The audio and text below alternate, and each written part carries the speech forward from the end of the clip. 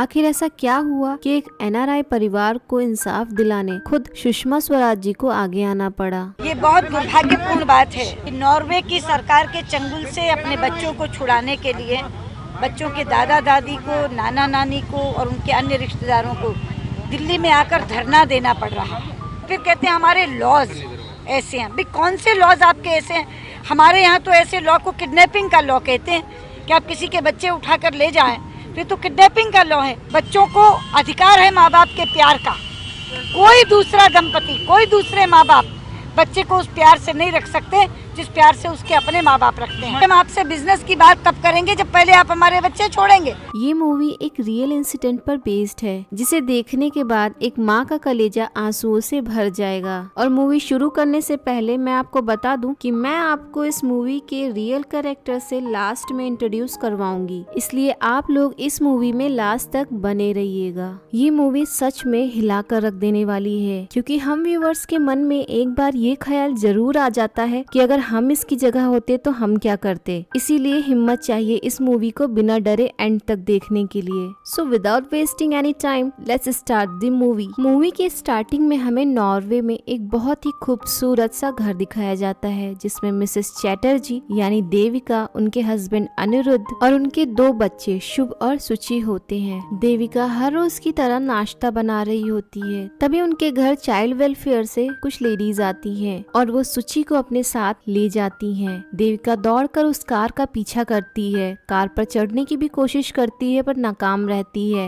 और वो रोड पर गिर जाती है। इतना ही नहीं, ये चाइल्ड वेलफेयर वाले लोग शुभ के स्कूल भी जाते हैं और जब तक देविका और अनिरुद्ध वहाँ पहुँचते, वो लोग शुभ को भी अपने साथ ले जाते हैं। मूवी में अब हमें 24 घंटे पहले का सीन दिखाया जाता है, जहाँ पर देविका के घर चाइल्ड वेलफेयर से 2 लेडीज आती हैं, मटिंडा और सिया। ये दोनों वहाँ पर जो कुछ भी देखती वो सब कुछ अपनी डायरी में नोट करती हैं। अब देविका एक इंडियन मदर की तरह शुभ को अपने हाथ से खाना खिलाती है और इस चीज को वो दोनों लेडीज काफी गौर से नोटिस करती हैं, जैसे देविका ने तो कोई क्राइम कर दिया हो। देविका अनिरुद्ध से ये कहती है कि करीब 4 महीने होने को है और 1 हफ्ता बोलकर ये लोग कंटिन्यू हमारे घर आ रही हैं, तो ये लोग आना कब बंद करेंगी। अनिरुद्ध का कहना था कि मुझे इस बारे में कुछ नहीं पता और वो वहाँ से निकल जाता है। उसके बाद इन दोनों लेडीज का कहना था कि कल लास्ट डे है रिव्यू का और हमारी सीनियर आकर ही इसे फाइनल करेंगी। ये सुनकर देविका थोड़ी राहत की सांस लेती है।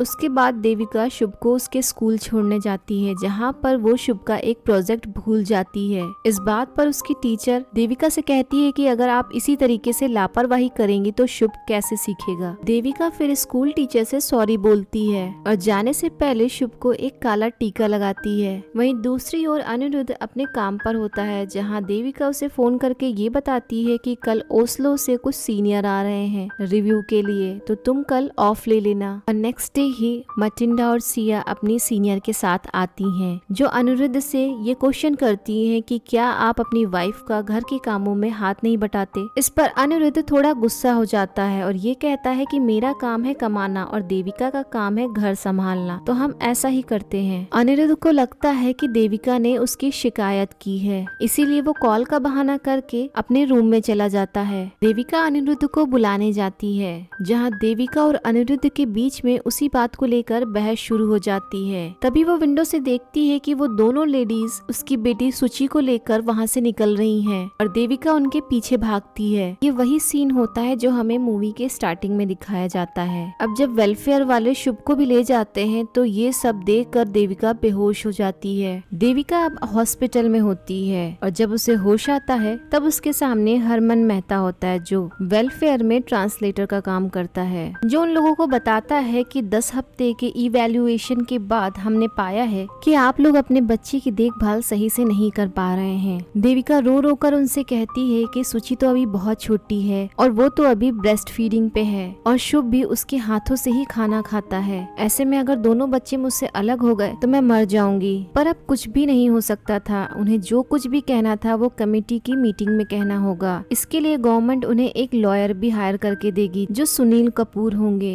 देविका हॉस्पिटल से निकल कर वेलफ्रेड के ऑफिस भी जाती है पर उसे अंदर नहीं आने दिया जाता है। घर जाते वक्त अनिरुद्ध और देविका में बहस होती है जिस पर अनिरुद्ध का कहना था कि ये सब कुछ तुम्हारी गलती है, तुम्हें सिर्फ बच्चे संभालने होते हैं और वो भी तुमसे नहीं हो पाया। घर कितना गंदा था। जिस पर वो कहती है कि सिर्फ घर गंदा होने से वो क्या हमारे बच्चों को उठा ले जाएंगे। नेक्स्ट मॉर्निंग देविका अपने बच्चों को बहुत ज्यादा मिस करती है और वो अनिरुद्ध से कहती है कि अगर हमने वो सारी चीजें पूरी कर दी जो लिस्ट में लिखी है तो क्या वो लोग हमारे बच्चे को वापस कर देंगे। अनिरुद्ध सिर्फ इतना कहता है कि इसमें मेरी कोई गलती नहीं है और मुझे नहीं पता। उसके बाद देविका इंडिया में अपने पेरेंट्स को फोन लगाती है और कहती है कि चाइल्ड वेलफेयर वाले लोग मेरे बच्चों को उठाकर ले गए हैं और अनिरुद्ध का कहना है कि ये सारी गलती मेरी है और उसे तो बस अपनी सिटीजनशिप की पड़ी हुई है। इस पर उसके बाबा का कहना था कि तुम्हें कोई प्राइवेट लॉयर हायर करना चाहिए ना कि गवर्नमेंट। देविका फिर उन पलों को याद करती और रोती है जब वो फर्स्ट टाइम नॉर्वे के इस घर में आई थी। उसके कुछ ही दिनों बाद शुभ उनकी लाइफ में आया और उसके बाद सुची। उनका एक हंसता खेलता खुशहाल परिवार था। उसके बाद हम देखते हैं कि देविका और अनिरुद्ध अपने अपॉइंटेड लॉयर से मिलने जाते हैं, जहाँ देविका लॉयर को बताती है कि मुझे नहीं पता कि ये वेलफ्रेड वाले लोग क्यों हमारे घर आते थे। स्टार्टिंग में तो मुझे अनकंफर्टेबल फील होता था बट बाद में मैंने मटिंडा और सिया को एज अ फैमिली ट्रीट किया, बट मुझे क्या पता था कि वो मेरे ही बच्चों को किडनैप कर लेंगे। तब लॉयर उन्हें बताता है कि एक्चुअल रीजंस क्या है, जिसे सुनकर देविका दंग रह जाती है। और वो इश्यूज थे एक माँ का अपने बच्चे को अपने हाथ से खाना खिलाना, उसे काला टीका लगाना और भी ऐसी कई चीजें थी जिनसे उन्हें प्रॉब्लम थी।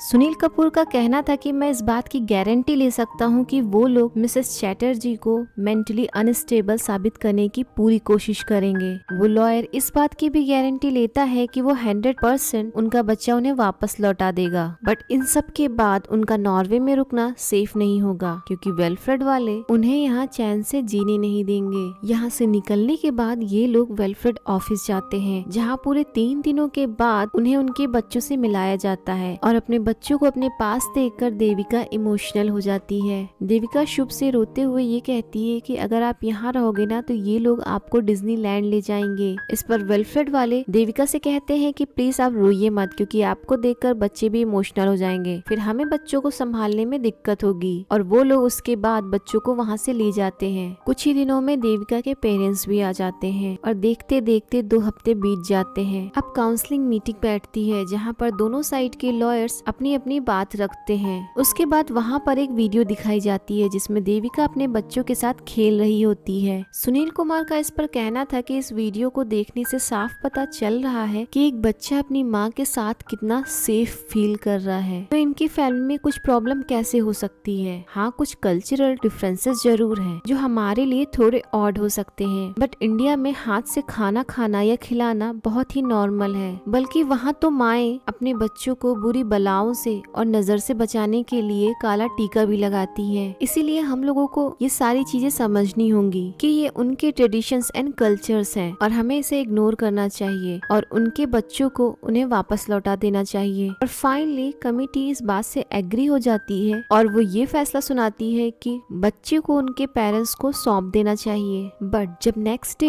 देविका और अनिरुद्ध अपने पेरेंट्स के साथ बच्चों को लेने जाते हैं तो वहाँ उन्हें बताया जाता है किंडरगार्टन में एक बच्चे की माँ से पता चला है कि देविका की मेंटल कंडीशन सही नहीं है, इसीलिए कमिटी अपना फैसला वापस लेती है। अब ये केस डिस्ट्रिक्ट कोर्ट में जाएगा। ये सब सुनकर देविका पैनिक करने लगती है और शुभ को इधर उधर ढूंढने लगती है। वो एक रूम में भी जाकर चेक करती है जहाँ पर उसे शुभ का बैग मिलता है, जिसे देखकर वो इमोशनल हो जाती है। उसके बाद घर वापस लौटते वक्त उनकी बात सुनील कुमार से होती है, जिससे ये पता चलता है कि उन्हें भी इस केस से निकाल दिया गया है। नेक्स्ट डे जब वो लोग अपनी कोर्ट की हियरिंग के लिए जाते हैं तब वहाँ पर उनका एक प्राइवेट लॉयर आता है, डैनियल स्यूपिक। फिर कोर्ट में प्रोसिक्यूटर देविका पर ये चार्जेस लगाती है कि वो मेंटली अनस्टेबल है, उसका बिहेवियर भी अनप्रिडिक्टेबल है। उसके बाद वहाँ पर कुछ लोगों की अलग अलग वीडियोस प्ले की जाती हैं, जिसमें से कुछ का कहना था कि देविका अपने बच्चों के साथ घुलती मिलती नहीं है और कुछ का कहना था कि देविका अपने बच्चों की पढ़ाई पर ध्यान बिल्कुल नहीं देती है, इसीलिए शुभ का प्रोजेक्ट हमेशा इनकम्प्लीट रहता है। यहाँ तक कि प्रोसिक्यूटर डोमेस्टिक वायलेंस की भी बात करती है जो अनिरुद्ध के अगेंस्ट फाइल की गई थी। इस पर डैनियल वेलफेयर वालों पर इल्जाम लगाते हैं कि वो लॉन्ग टर्म के लिए बच्चों की देखभाल नहीं कर सकते क्योंकि उनके 30 से भी ज्यादा केसेस पेंडिंग हैं। देविका ऐसे में डैनियल को समझाने लगती है कि प्लीज हमारे केस पे फोकस करिए। इस पर डैनियल का कहना था कि आप बीच में मत बोलिए, मुझे पता है कि इस केस को कैसे डील करना है, क्योंकि अगर आपने बोलना बंद नहीं किया तो हमारा केस और खराब हो जाएगा। प्रोसिक्यूटर कहती है कि मेरे पास एक प्रूफ है और फिर वो एक वीडियो दिखाती है जिसमें शुभ रो रहा होता है और देविका उसके मुंह पर ही गेट बंद कर लेती है। देविका उन लोगों को समझाने लगती है कि उस समय कांच टूट गया था और मैं उसे साफ करने में लगी थी, ऐसा कुछ भी नहीं है जो इस वीडियो में दिखाया जा रहा है, मैं अपने बेटे से बहुत प्यार करती हूँ। डैनियल का कहना था कि इंडियन पेरेंट्स अपने बच्चों को कुछ अलग तरीके से ट्रीट करते हैं और देखते देखते प्रोसिक्यूटर और डैनियल में अच्छी खासी बहस होने लगती है। फिर फाइनली ये रिजल्ट निकलता है कि बच्चे अभी भी वेलफेयर सर्विसेज के पास ही रहेंगे।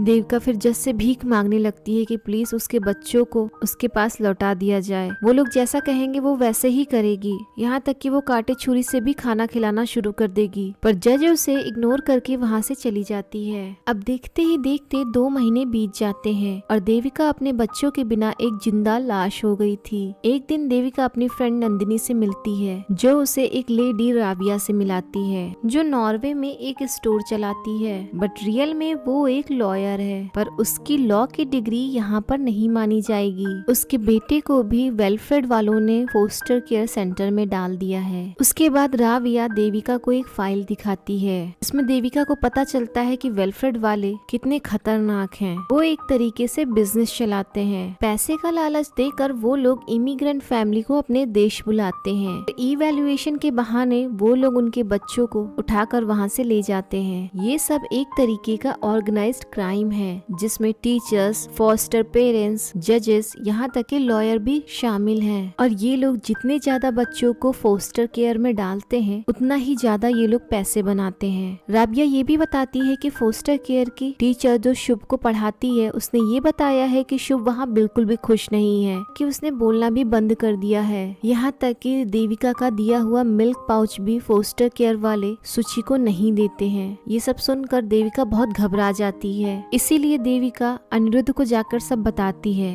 वो कहती है कि जो कुछ भी हो रहा है सब एक क्राइम है और वो डैनियल वो भी इन सब में मिला हुआ है, पर इन सब से अनिरुद्ध को कोई मतलब नहीं था, उसे तो बस अपनी सिटीजनशिप की पड़ी थी। यहाँ देविका समझ जाती है कि अनिरुद्ध को केस से कोई लेना देना नहीं है क्योंकि इससे उसके पैसे जो खर्च होंगे, इसीलिए वो घर जाके रेडी होती है। फिर फोस्टर केयर जाकर चुपके से अपने बच्चों को वहाँ से उठाती है। फिर ट्रेन से वो दूसरे शहर स्वीडन पहुँचती है जहाँ एयरपोर्ट पर सब कुछ क्लियर करने के बाद वो नॉर्वे को हमेशा के लिए बाय कहने ही वाली होती है कि तभी अथॉरिटी वाले आकर उसे पकड़ लेते हैं क्योंकि उन्हें पता चल गया था कि देविका वहाँ से भागने की कोशिश कर रही है। अब अनिरुद्ध और डैनियल आकर देविका को वहाँ से छुड़ाते हैं। घर आकर वो लोग अपने पेरेंट्स के सामने ही झगड़ने लगते हैं। वहीं अनिरुद्ध भी हमेशा की तरह देविका को ही ब्लेम करता है। तब देविका भी गुस्से में कह देती है कि तुम्हें तो बस सिटीजनशिप की पड़ी है। और फिर क्या था, अनिरुद्ध उस पे गुस्से में हाथ उठा देता है। देविका भी उसे ऐसे ही जवाब देती है। फिर गुस्से में आकर अनिरुद्ध उसे एक अंधेरे कमरे में बंद कर देता है। उसके बाद डेट पे डेट आती है और कई सारे केसेस होते हैं। देविका उन सारे केसेस में बोलने की कोशिश करती है। इस पर डैनियल उसे समझाता है कि अगर आप बोलेंगी तो हमारा केस जीतना मुश्किल हो जाएगा। इस पर देविका गुस्से में कहती है कि हाँ, अगर ये केस हम जीत भी जाएं तो तुम्हें तुम्हारा कमीशन कैसे मिलेगा। कुछ दिन बाद देविका के पेरेंट्स भी वापस इंडिया लौट जाते हैं। काउंसलिंग हियरिंग में डैनियल एक वीडियो दिखाता है जिसे वेलफेयर वालों ने पोस्ट किया था देविका का मजाक बनाने के लिए, जिसमें मटिंडा और सिया का ये कहना था कि देविका एक अच्छी माँ नहीं है। इस पर डैनियल उन दोनों को बताता है कि शायद आपको पता नहीं है, but Devika bachelor in science है और वो इतनी बेवकूफ नहीं है जितना आप उसे समझ रहे हो। और ये भी पता चलता है कि किसी भी साइकोलॉजिस्ट से कंसल्ट किए बिना ही ये रिपोर्ट बना दी जाती है कि देविका मेंटली अनस्टेबल है। उसके बाद एक चाइल्ड साइकोलॉजिस्ट को बुलाया जाता है जो शुभ और सुचि को बहुत ही अच्छे से जानती है। वो ये बताती है कि उसे इस केस से निकाल दिया गया है क्योंकि उसने मिस्टर चैटर्जी से बात करने की कोशिश की थी। उसे पता है कि शुभ की कंडीशन अच्छी नहीं है और फोस्टर पेरेंट्स उसे एक अंधेरे कमरे में बंद कर देते हैं। ये सब देखकर वो अंदर से एकदम से टूट गई है। वो चाह कर भी ये सब कुछ किसी से नहीं कह पाती है क्योंकि उसे पता था कि अगर उसने किसी से कहा तो वेलफेड वाले उसके बच्चे को भी उससे दूर कर देंगे। वेलफेड वाले ऐसे ही हैं। और जब वीडियोस दिखाने की बारी आती है तब पता चलता है कि वेलफेड सर्विसेज वालों ने ही चुपके से उनके फोन से वो वीडियोस डिलीट कर दी होती हैं। वहीं वो वीडियोस दिखाते हैं जो उनके फेवर में होती है। जैसा कि इन लोगों ने दिखाया कि देविका कितनी अनप्रिडिक्टेबल है, वो पुलिस वालों पर ही अटैक करती है। ये सब देखकर वहाँ की काउंसिल ये फैसला सुनाती है कि देविका मेंटली अनस्टेबल है और वो बच्चों को नहीं संभाल सकती, तो बच्चे 18 साल तक गवर्नमेंट के साथ ही रहेंगे, इसलिए उन्हें तुरंत एडॉप्शन के लिए भेज दिया जाता है। इतना सब कुछ होने के बाद देविका अब कुछ नहीं कहती, सिर्फ चुपचाप सुनती रहती है। जब ये लोग घर पहुँचते हैं तो वहाँ पर अनिरुद्ध के माँ पापा और उसका भाई अनुराग आया होता है। अनिरुद्ध की माँ तो देविका को देखते ही शुरू हो जाती है और उसे उल्टा सीधा बोलने लगती है जैसे कि सारी गलती देविका की ही हो, लेकिन देविका उन्हें कुछ भी नहीं कहती। सुबह होते ही वो मंदिर का बहाना करके एक कॉन्फ्रेंस में जाती है जहाँ इंडिया के एक्सटर्नल अफेयर मिनिस्टर वसुधा कामत आई होती है, जहाँ देविका उनसे सवाल करती है कि ये कैसा देश है जिसने मेरे बच्चों को ही मुझसे अलग कर दिया और आप इस जैसे देश के साथ डील करने आई हैं। मुझे बस आपका सिर्फ 2 मिनट चाहिए, उसके बाद मैं यहाँ से चली जाऊंगी। फिर जब देविका अपने घर आती है तो अनिरुद्ध की माँ उससे सवाल करने लगती है कि इतना टाइम कहाँ लग गया, मंदिर में तो इतना टाइम नहीं लगता है, तुम कहाँ थी। बट देविका खाना खाते वक्त उसे इग्नोर करती है। उसके बाद पता चलता है कि सुचि की तबीयत बहुत खराब है, इसीलिए देविका और अनिरुद्ध उसके अडॉप्टेड पेरेंट्स के पास जाते हैं, जहाँ देविका सुचि को संभालती है और अनिरुद्ध शुभ से मिलने जाता है, पर शुभ उससे बात भी नहीं करता। सुचि और शुभ के फोस्टर पेरेंट्स देविका से रिक्वेस्ट करती है रोते हुए कि प्लीज इन बच्चों को मुझसे अलग मत करना। वहीं देविका का कहना था कि ये इम्पॉसिबल है क्योंकि ये मेरे बच्चे हैं और मैं इनके बिना नहीं रह सकती। इसीलिए जब देविका वहाँ से जाने लगती है तो वो सुचि को चावल खिलाती है। फिर मारिया से भी कहती है कि तुम अब इसे सॉलिड खिला सकती हो। देविका का एक्सटर्नल मिनिस्टर से मिलना सफल हो जाता है क्योंकि वसुधा जी इंडिया के पार्लियामेंट में ये आवाज उठाती है कि कैसे किसी देश ने एक माँ से उसके बच्चों को अलग कर दिया और ये कैसे नियम और कानून है। अगर ऐसा है भी तो हम उस कंट्री से कोई भी रिश्ता नहीं रखेंगे। फिर सारे न्यूज चैनल पर देविका और उसके बच्चों से रिलेटेड न्यूज आने लगती हैं। ये देखकर वेलफेयर में काम करने वाला हरमन अनिरुद्ध के भाई अनुराग के पास जाता है और उसे पैसे का लालच देता है कि अगर तुम शुभ और सुचि के फोस्टर पेरेंट्स बन जाओगे तो इसके लिए तुम्हें बहुत सारा पैसा मिलेगा। इसके बाद फिर से एक बार काउंसिल की मीटिंग होती है जिसमें वेलफेयर वाले देविका को उसके बच्चे देने से मना कर देते हैं, पर हाँ वो किसी थर्ड पार्टी को जो उसी की फैमिली का हो उसे बच्चे दे सकते हैं। इसलिए देविका अपने बच्चों को अपने मम्मी पापा को देना चाहती है, पर वेलफेयर वाले 50 से ऊपर के लोग यानी कि देविका के पेरेंट्स को वो बच्चे नहीं सौंप सकते थे। अब कोई और रास्ता न होने के बाद अनिरुद्ध देविका को मनाता है कि फोस्टर पेरेंट्स के लिए अनुराग बेटर रहेगा। देविका पहले तो नहीं मानती है, पर अनिरुद्ध उसे अपने प्यार का वास्ता देता है और कहता है कि बच्चे हमेशा उसके पास ही रहेंगे और जब वेलफेयर वाले आएंगे तो हम अनुराग को उसके सामने कर देंगे। ये सब सुनकर देविका हाँ कह देती है और पेपर पर साइन कर देती है। एंड फाइनली अनिरुद्ध की फैमिली देविका और उसके बच्चे इंडिया शिफ्ट हो जाते हैं। वो लोग अनुराग के घर पर ही रहते हैं। फिर एक दिन देविका जब अपने बच्चों से मिलने अनिरुद्ध के घर जाती है तो अनुराग उनसे मिलने के लिए मना कर देता है और वो एग्रीमेंट दिखाने लगता है। साथ ही साथ ये भी कहता है कि जब नॉर्वे वाले आएंगे तभी तुम्हारा बच्चा तुम्हें वापस मिलेगा, उससे पहले तुम इन बच्चों की शक्ल भी नहीं देख पाओगी, इसलिए यहाँ से निकल जाओ। यहाँ देविका सोचने पर मजबूर हो जाती है कि अनिरुद्ध ने तो उससे कुछ और ही कहा था। तो अब देविका को समझ में आ जाता है कि अनिरुद्ध ने भी उसे धोखा दिया है। देविका अपने बच्चों से ना मिल सके, इसीलिए अनुराग ने बाहर गुंडों के पहरे बिठा रखे थे।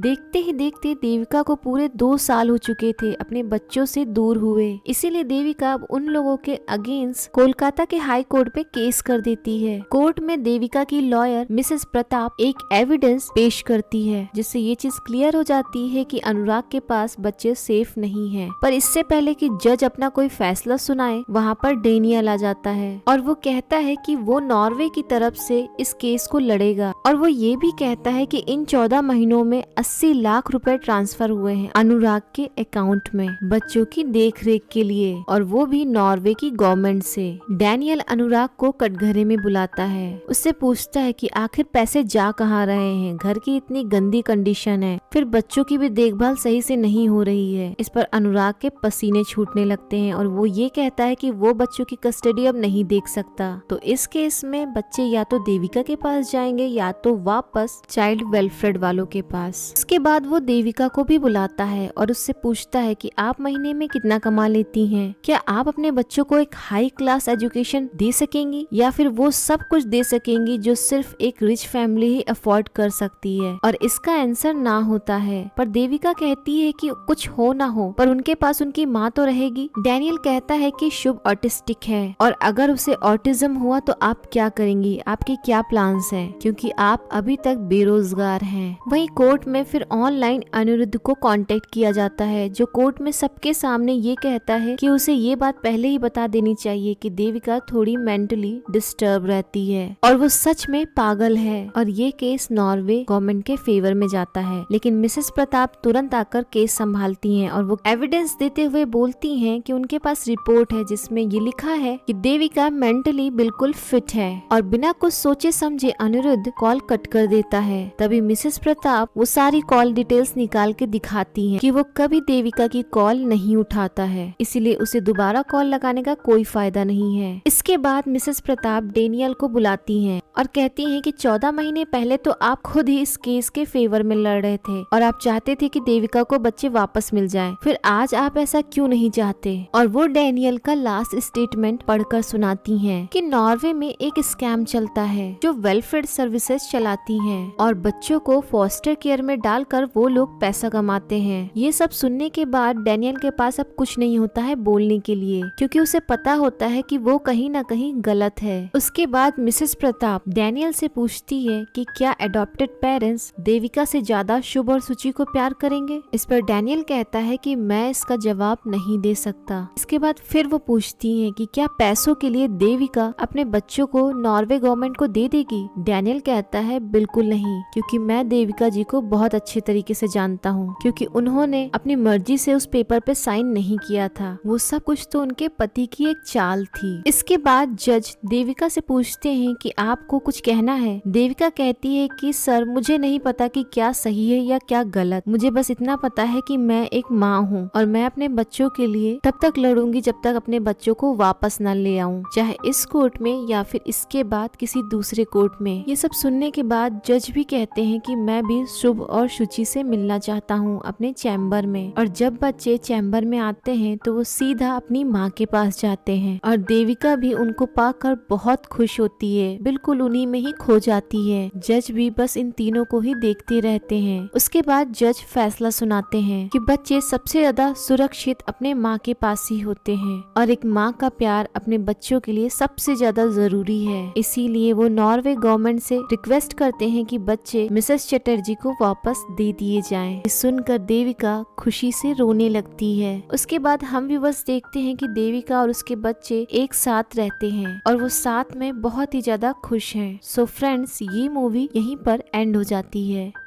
On the day after they return to India, Abhigyan and Aishwarya meet their mother for the first time in months. Sagarika Bhattacharjee tells NDTV her dreams have come true, but she's still waiting for a day when her children, who were in foster care in Norway for over 10 months, will permanently now come to her.